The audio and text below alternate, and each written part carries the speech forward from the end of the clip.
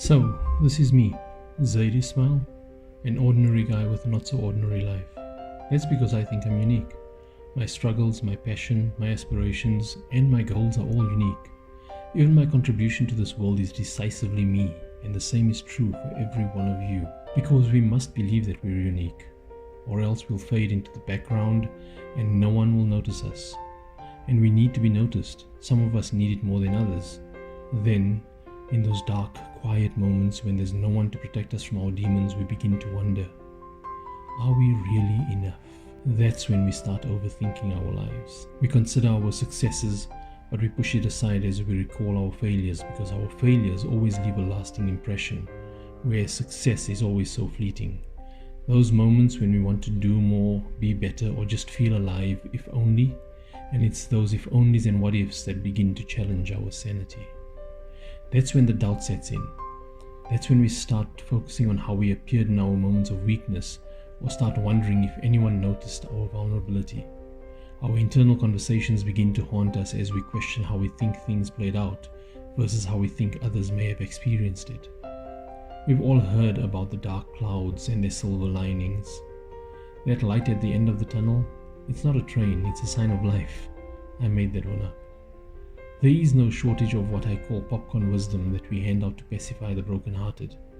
That's because we usually have good intentions when we come across someone that's in a bad space. But we all know people whose existence is defined by the way others treat them. The ones who look for validation from the people around them in everything that they do, and they feel incomplete without that attention.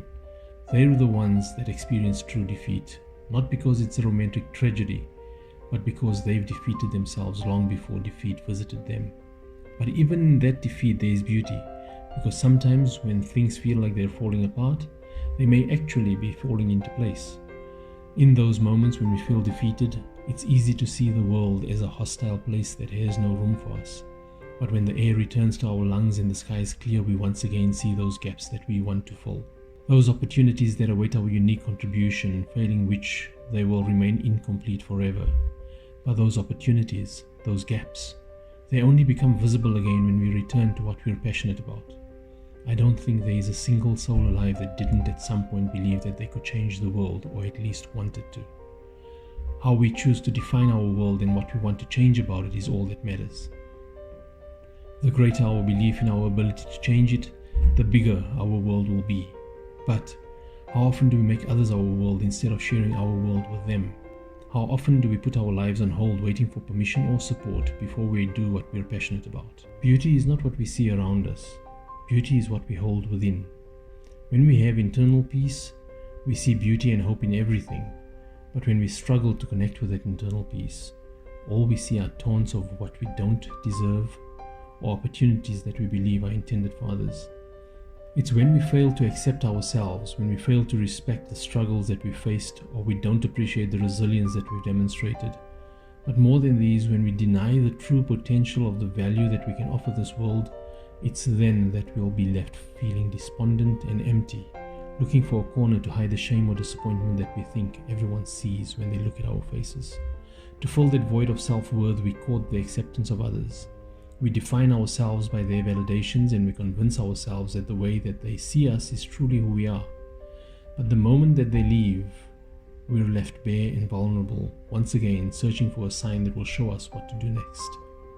In our moment of defeat, we're finally forced to see ourselves and others for the reality that we've been denying for so long.